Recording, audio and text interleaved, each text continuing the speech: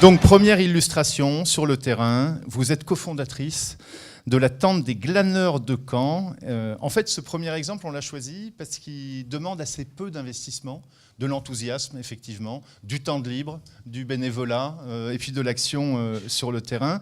Au départ, c'était une action anti-gaspi qui a très vite, évidemment, débouché sur une action de redistribution. Racontez-nous précisément ce que vous faites le dimanche matin sur le marché de Caen pendant qu'on découvre les images.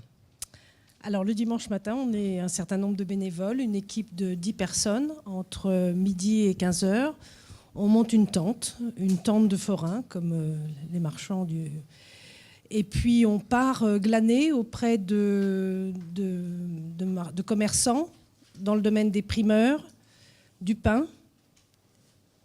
On récupère la marchandise qui est encore consommable mais qui n'est plus commercialisable parce qu'elle est trop mature, que le dimanche est le dernier jour d'une série de marchés, que le lundi, il n'y a pas de marché qui va suivre et les commerçants se trouvent avec des produits soit qu'ils jettent sur place, soit qu'ils ramènent pour le jeter chez eux, soit qu'ils laissent par terre et c'est très vite écrasé, abîmé par les quelques premiers glaneurs qui venaient. Donc l'idée a été d'aller démarcher ces commerçants et leur demander si, à la fin du marché, ils pouvaient nous donner ce qu'ils allaient de toute façon jeter. Alors ça, c'est intéressant sur la préparation. Vous êtes allé voir ces commerçants, les réactions, comment vous avez réussi à les convaincre et à les emmener dans l'aventure ?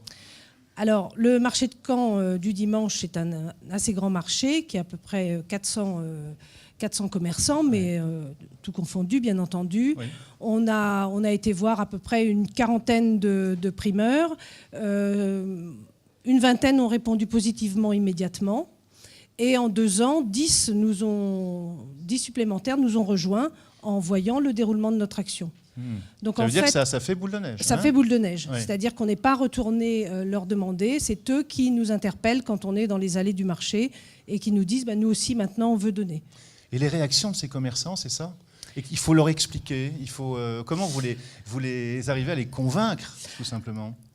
Assez facilement, parce qu'en fait, ils sont bien conscients, parfois, si je prends un exemple, on leur demandait pourquoi eux-mêmes ne triaient pas le cajot de tomate pour vendre les 60% tout à fait corrects qu'il y avait dans ce cajot, à côté de celles qui étaient très abîmées. Donc, ils ont deux réponses. Ils n'ont pas le temps. Quand ils sont sur le marché, ils n'ont pas le temps de le faire. Et puis, ils n'ont pas envie de le faire devant leurs clients. Ils n'ont pas envie d'ouvrir un cajot où il y en a beaucoup d'abîmés. Alors que nous, sur la tente, c'est ce que l'on fait, puisque bien sûr, on reconditionne tout pour garder que ce qui est tout à fait correct, et on jette évidemment les aliments qui sont trop abîmés. Oui. Ça représente quoi comme quantité en moyenne ? Alors chaque dimanche, on collecte environ 500 kilos. Voilà. Ça fait quelques repas, voilà. Quand même. Voilà. Donc les gens qui viennent à la tente... ça varie entre 30 et 60 familles, familles plutôt. Oui. Alors comment vous les sélectionnez justement ? À qui vous distribuez finalement ? Alors le grand principe, c'est qu'il n'y a pas du tout de sélection. On n'est pas là pour ça. Nous, on récupère une marchandise pour pas qu'elle soit jetée. On la redistribue aux gens qui en font la demande. Alors c'est nous qui remplissons les cabas, c'est-à-dire que les gens viennent avec un sac et nous répartissons dans chaque cabas en fonction de ce que l'on a récolté, puisqu'évidemment, il n'y a pas un dimanche où on a la même chose et dans les mêmes proportions. Et vous dites, nous, on ne fait pas de social, on n'est pas formé pour ça, ce n'est pas notre travail. Alors même, je dirais qu'on s'interdit de poser des questions personnelles aux gens qui viennent à la tente. On discute avec eux, on crée bien sûr des liens, beaucoup autour de la nourriture et des recettes. On a bien sûr des gens d'horizons très variés qui viennent et on apprend des tas de choses à discuter avec eux. Mais à part savoir s'ils sont 1 ou 5 dans la famille, s'ils ont la capacité de cuire ou pas, savoir s'ils vivent dans la rue ou pas, pour leur donner en fonction de ces besoins-là, nous ne leur posons pas de questions sur sur leur vie. Et juste dernière question, Oui. Ça crée du lien social, comme on dit, quand on est savant, mais c'est simplement des rapports humains que vous favorisez avec cette expérience-là. Quel retour vous en retirez sur ce plan-là ? Des rencontres avec ces gens et des rencontres aussi entre eux. Les gens qui attendent chaque dimanche, puisqu'on redistribue à 14h lorsque le marché est terminé. Les gens parfois sont là 3/4 d'heure à l'avance, discutent entre eux. Et c'est une population extrêmement diversifiée, puisque ça va d'étudiants. Caen est une ville universitaire importante. Oui, il y a beaucoup d'étudiants. Il y a beaucoup d'étudiants qui sont dans le besoin. Qui sont dans un besoin profond. Il y a ce qu'on appelle les travailleurs pauvres, des gens qui travaillent mais qui peuvent pas, qui subviennent pas complètement. Il y a des gens à la retraite avec des retraites trop dérisoires pour pouvoir s'acheter des légumes.